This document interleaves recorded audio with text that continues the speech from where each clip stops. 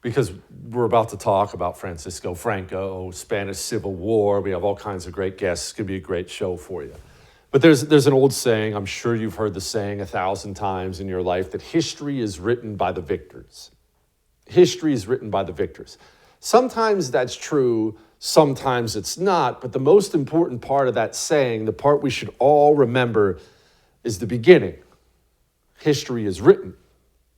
History is written. Basically what I'm saying is all the history you know, all the history I know, it's simply the history other people have written down. What people? What are their names? What are their motivations? How much of the history you know, how much of the history I know is wrong, swayed, manipulated, a flat out lie, inaccurate? I don't know, but when you look at how they treat recent history, let's just assume a lot of the things we know are not all that accurate. I have a sister, just went to Spain recently and did a bunch of food tours and history tours and all kinds of things. And on every history tour she did, she had a Spanish tour guide educated in Spain's education system.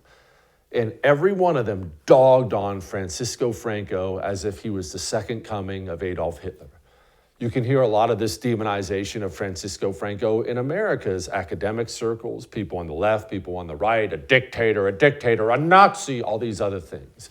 And I'm not going to do what most people do and sit here and take an absolute side one way or the other. Francisco Franco was a saint, a lion, a hero. Francisco Franco was a demon, a murderer, the spawn of Satan. Because you know what Francisco Franco was? A man. And like all men, he did wonderful things and he did terrible things. We do have to keep in mind, though, men have to make adjustments for the time they live in. For instance, us here in America in these days. I don't know about you, I believe in limited government. Man cannot be free with a big, powerful government. Government must be teeny tiny, so you, me, we can live our lives free, make our own choices, succeed or fail on our own. That's what I believe. I'm a big live and let live guy. I'm going to do me, you do you, stay out of it. But we don't live in those times here in America because we don't occupy a country with live and let live people.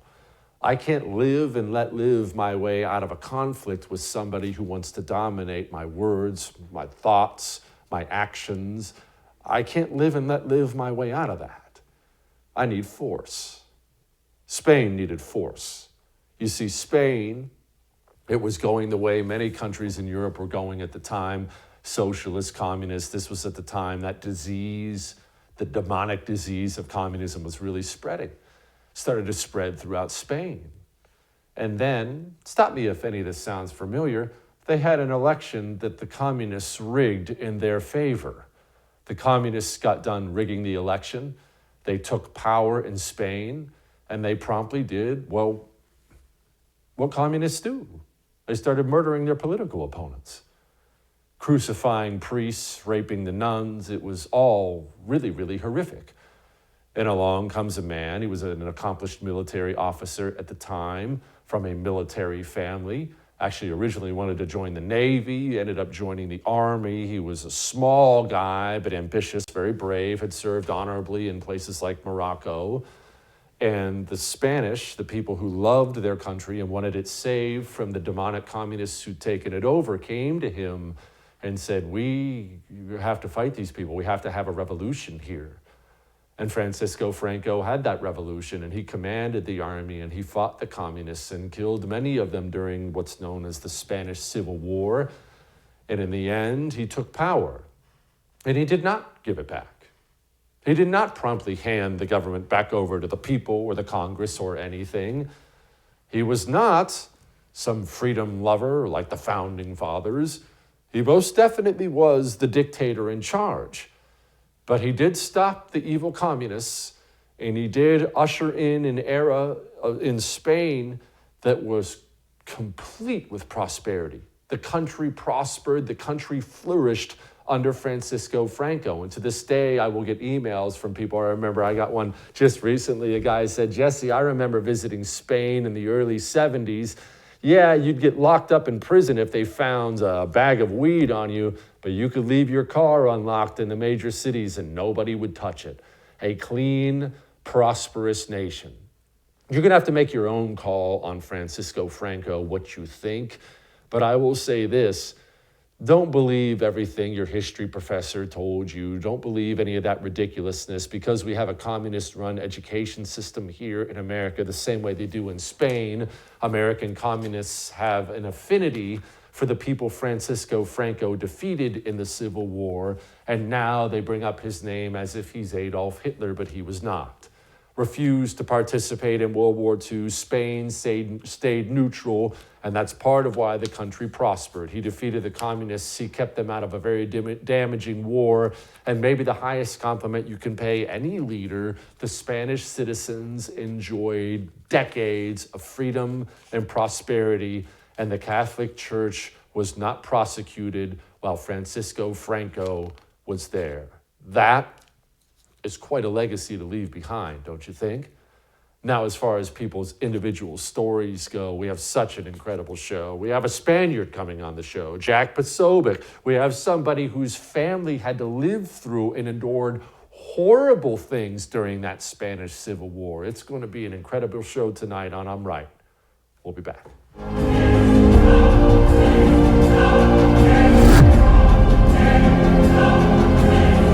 You know, my sister just went to Spain. She was over there traveling. It was funny. She was texting me while she was traveling. She was taking a tour and learning all about Spanish history, Spanish Civil War stuff.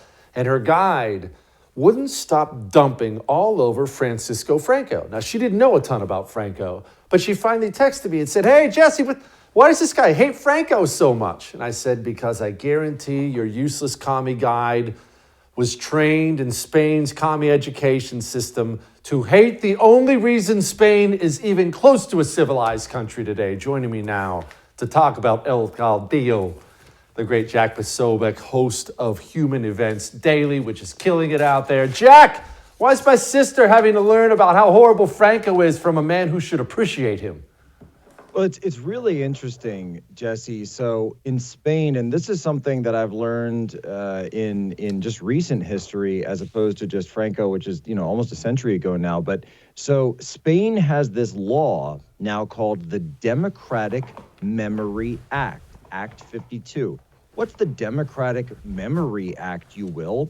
Well, passed in 2007, also known as the Historical Memory Act, was an attempt to move towards justice, including measures such as renaming streets, renaming institutions, and prohibiting the glorification of what they call the Franco regime, aimed at organizations like the Franco Foundation, which struck challenges to the law. So basically, what they've done in Spain since 2007 is actually ban anyone from discussion of Francisco Franco and the Spanish Civil War from a positive perspective. You're allowed to talk about him in a negative perspective, but if you bring up any of the positive aspects of his rule, or simply talk about the negative aspects of who he was fighting, then you run up against this act. Now, I didn't know about this act until really just a couple of days ago, because over the Christmas break at Human Events Daily, we take time off, so we pre-record specials. We call them evergreens. We go into history. We talk about things that people, may have heard of, but may not know the whole story on, and we really go in depth. And this year, we went all in on a series we called The Chronicles of the Revolution. The Chronicles of the Revolution, we went through leftist uprisings around the world and spent, just about one day on each revolution, and went through myself and Blake Neff, who works with us now. He used to work with Tucker Carlson. And one episode we did was the Spanish Civil War. And we said, it turns out that everything you heard about the Spanish Civil War was a lie, because Francisco Franco wasn't some crazy fascist who was trying to take over the country. In fact, he was trying to save the country from the crazy communists. Well, now it turns out that saying something like that gets you banned in Spain. So on X, they cannot actually link to the episodes of it. You've got a lot of Spanish Twitter that's now linking to, or they're DMing and messaging and tagging, I guess, Elon Musk and saying, Elon, you got to help us get around this. So they can't even watch the episode. But Jesse, it's going completely viral. Until then, we've got hundreds of thousands, honestly, over 500,000 views on this thing. It's even going higher than that. And I think it's quite simple because this was the guy who actually beat the left the one time that they were completely beaten in over a century. What was that Spanish Civil War all about? Did Franco just wake up one day and want to open up the guns on his own people? What was that thing all about in your mind, Jack? Oh, yeah. He just went nuts and said, we're going to go. No, so what people need to understand is that the communists took control of Spain in 1936, and they declared something called the Second Spanish Republic. And during this time, when the Spanish took control, people need to understand as well that these Spanish communists and leftists were receiving a ton of support, financial, material, even personnel support from overseas communist organizations, from the International Communist Party of Russia, so the Comintern, the Communist Internationale.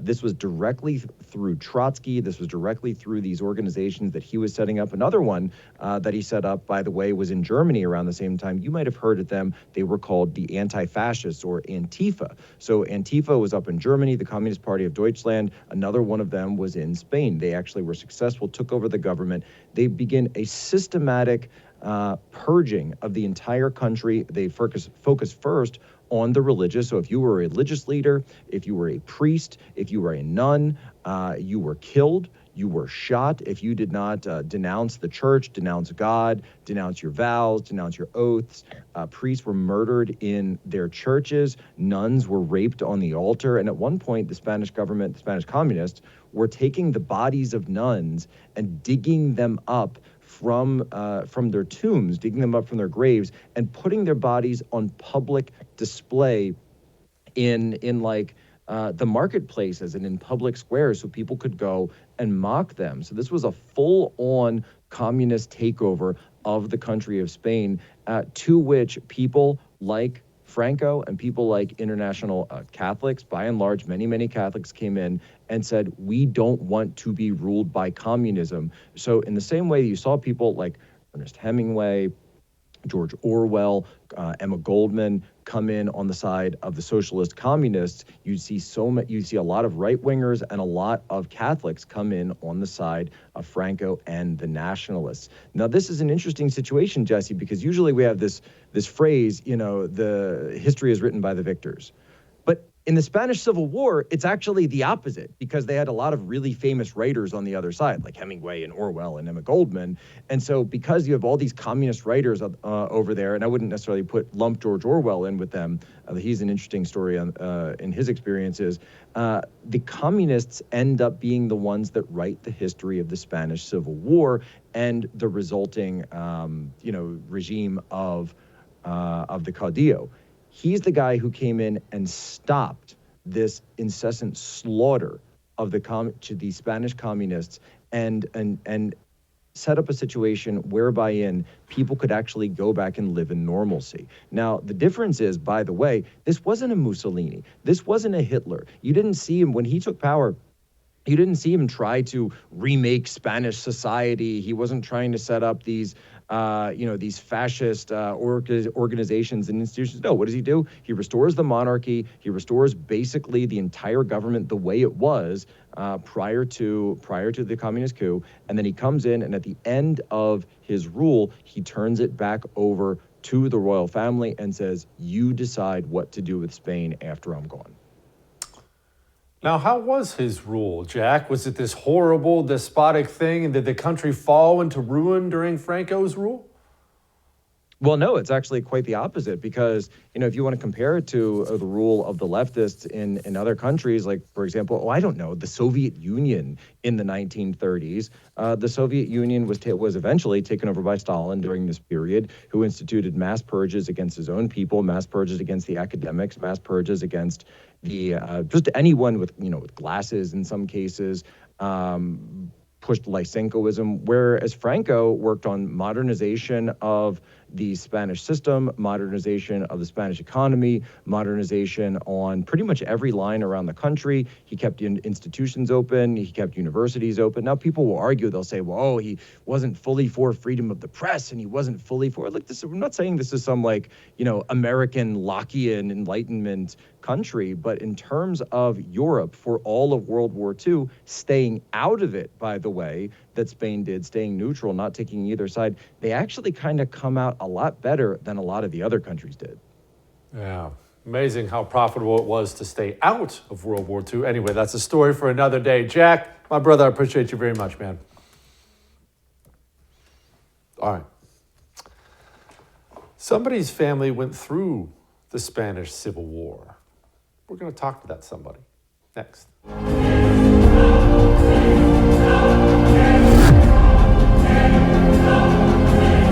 Don't you think we should talk to somebody who has a little bit of history there? Her family does. Joining me now, Evita Duffy Alfonso. She's a staff writer for The Great Federalist, and her family knows a little bit about Spain and Spain's history and Franco. Okay, Evita, before we get into everything else, what was the Spanish government like in the 30s? What were things like over there?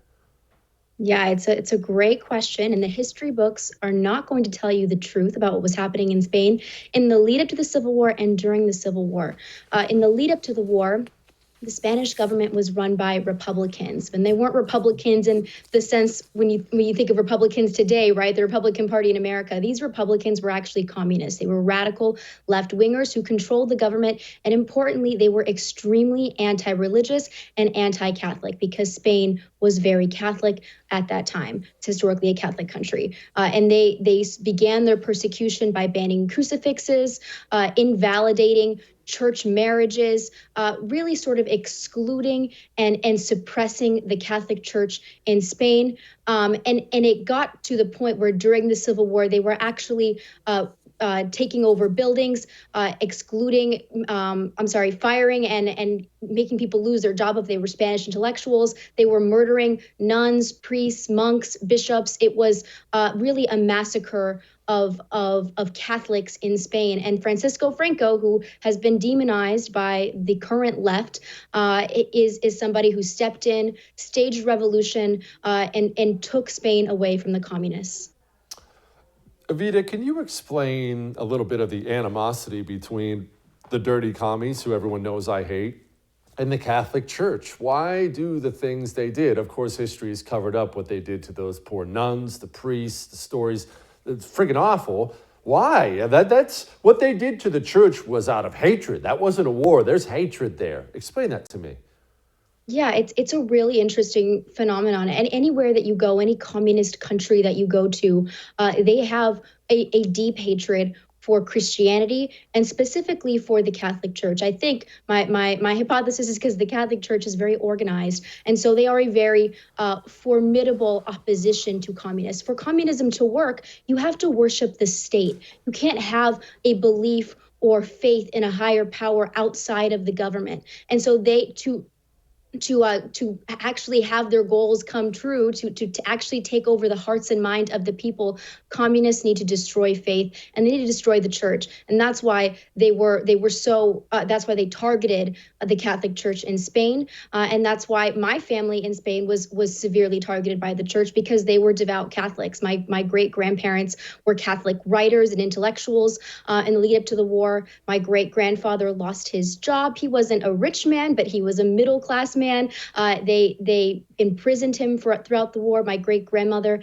had to leave her home with 4 children, the ages of 1, 2, 3, and 4, and basically live out the war in hiding. An extended family member of ours was actually a priest who was captured by the communists. He was before a firing squad with other men. They shot him, grazed his arm, and he fell into a self-dug grave, and he begged them to actually shoot him to finish him off. But the story goes that the communists actually instead buried him alive.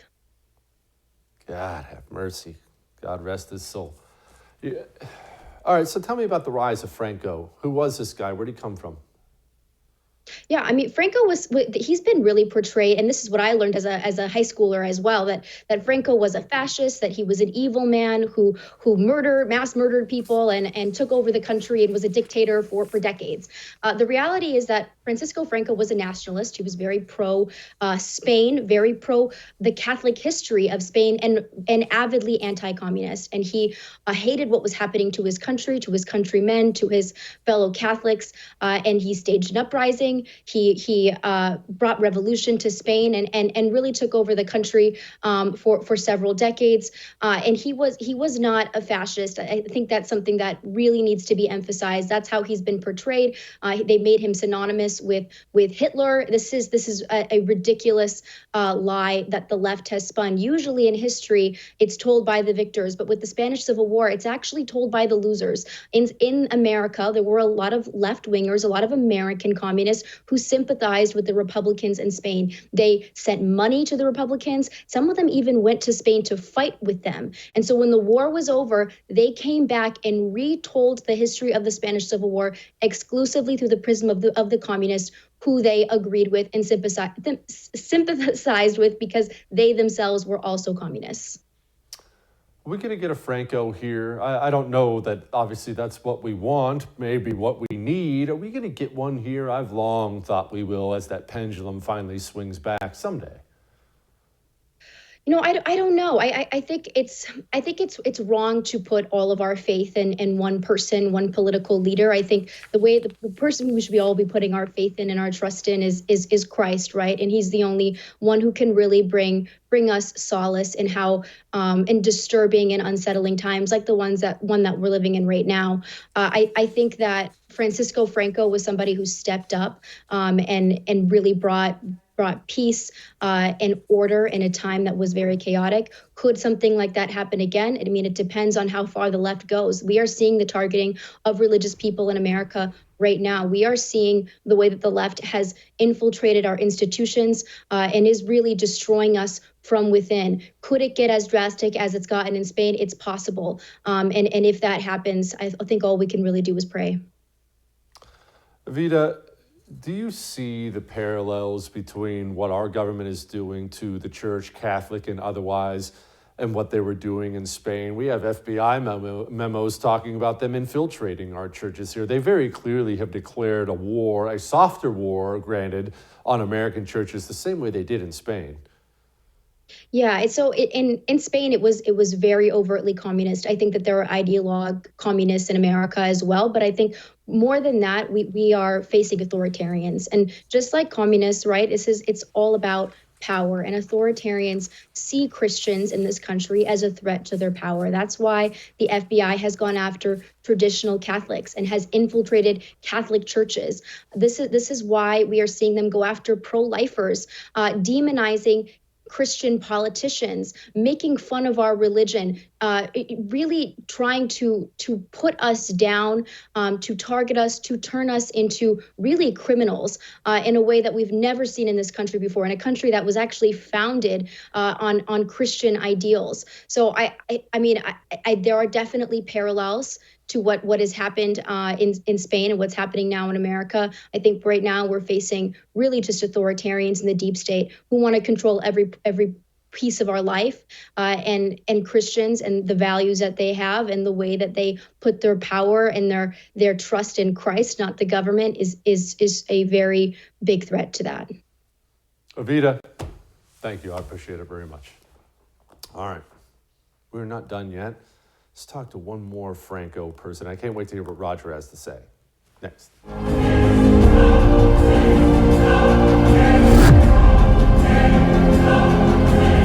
I want to hear from a European perspective. You've heard my American perspective, but hey, it's a discussion about Franco, a controversial character who you've been told your whole life is a fascist dictator. Anyway, joining me now to talk about him, Rodrigo Ballester. He is the head of the Center for European Studies at the... Rodrigo, how do you say that name? I'm not even going to attempt to butcher the rest of this. Matthias Corvinus Collegium, also known as MCC. That's exactly why I let you say it, and I most definitely did not. Okay, Rodrigo, My sister just got back from Spain, took a little history in Spain, a little history tour, several of them there. And every one of her history guides was dogging on Franco like he's the second coming of Adolf Hitler. What do you have to say about that? Just sorry, I couldn't hear you very well. So your question was that basically, what is my opinion about Franco being basically like the horrible, alleged horrible fascist that people depict him, no? Yeah. Yes. Correct. Go Well, ahead. you know, I'm a Spanish. I'm Spaniard. I'm a Spanish citizen. I live now in Hungary, and basically, I was born after the death of Franco. So I was born in '78, the year where Spain, you know, basically started its democratic period. And for years, what I heard about Franco was, you know, basically like what was a bit the consensus of the post-Frankist society and the transition about it. You know, that sure he was a dictator. Sure he was a dictator, but basically, people, you know, also recognize that.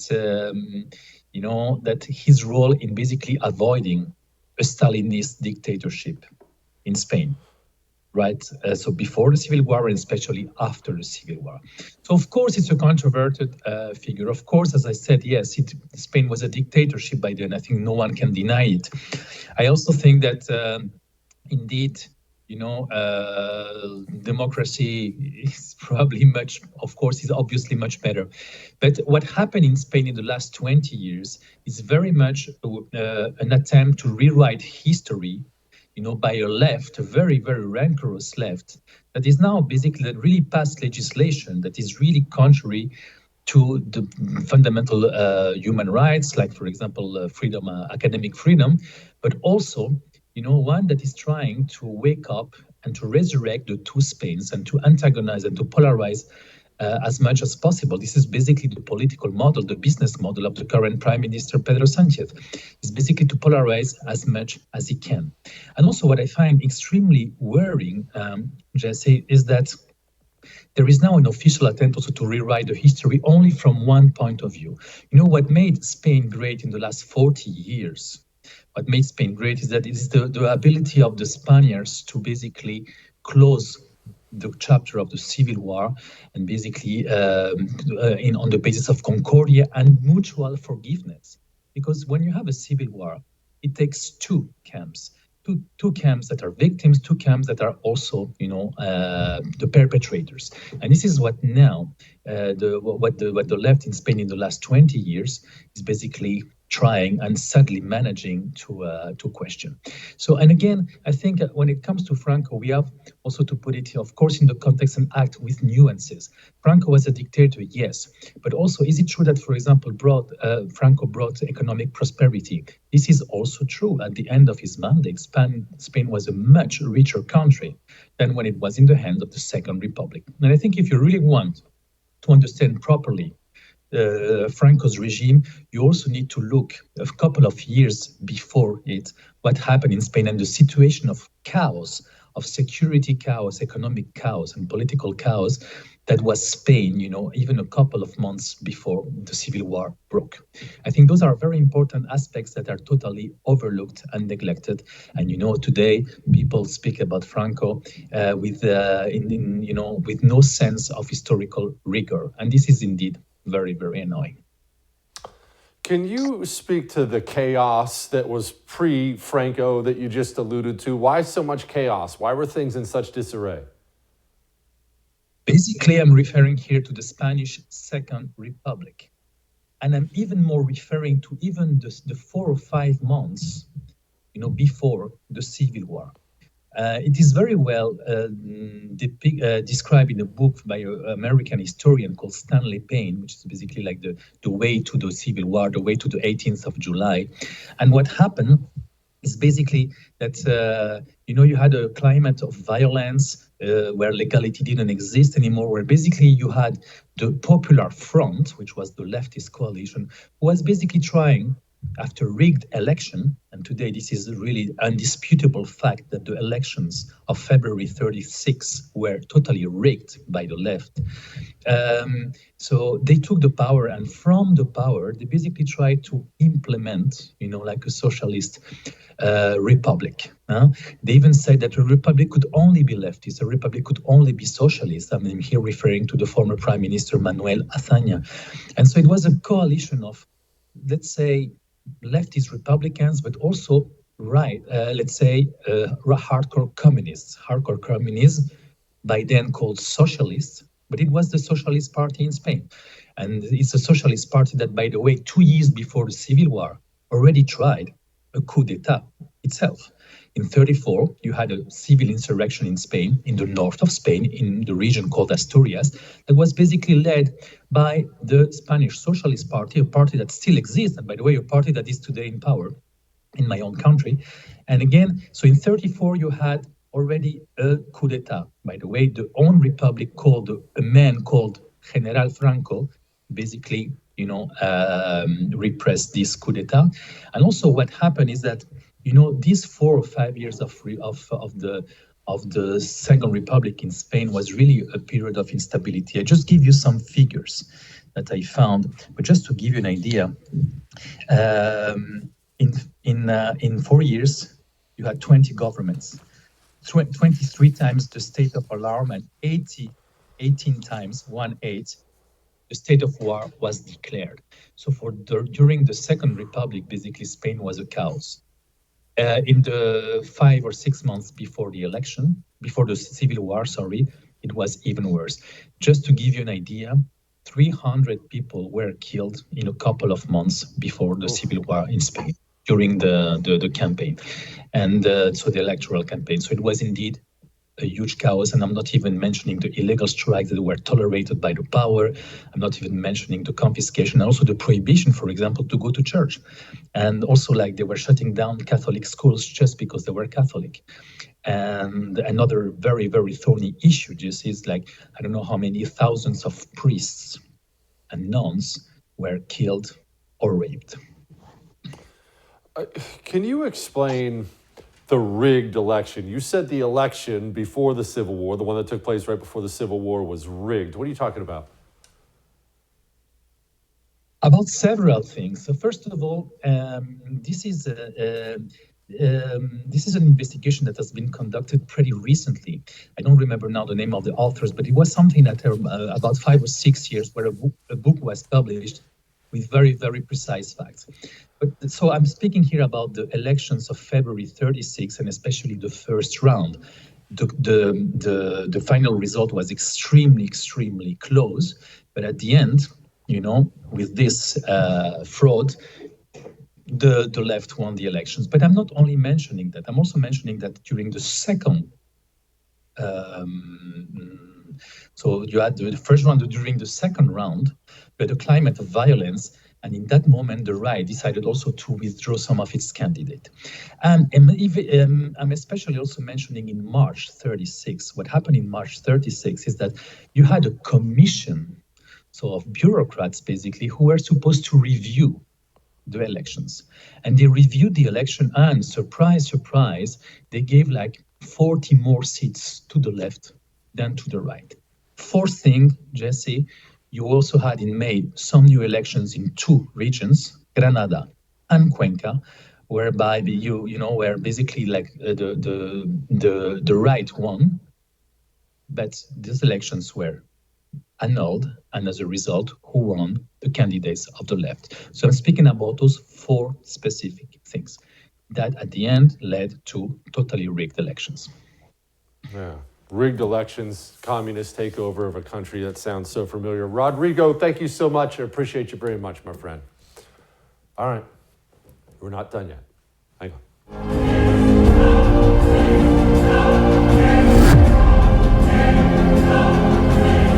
So what was Franco? Was he a good guy?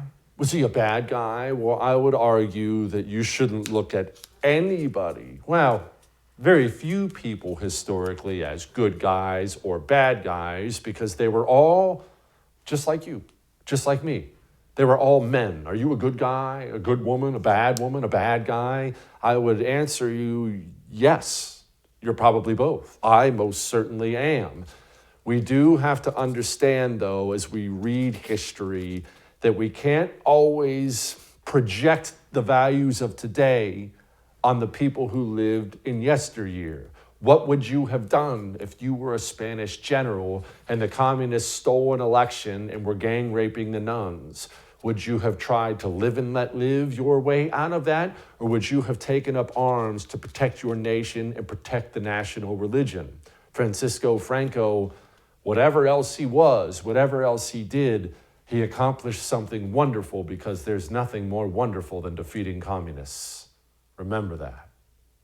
All right, we'll do it again.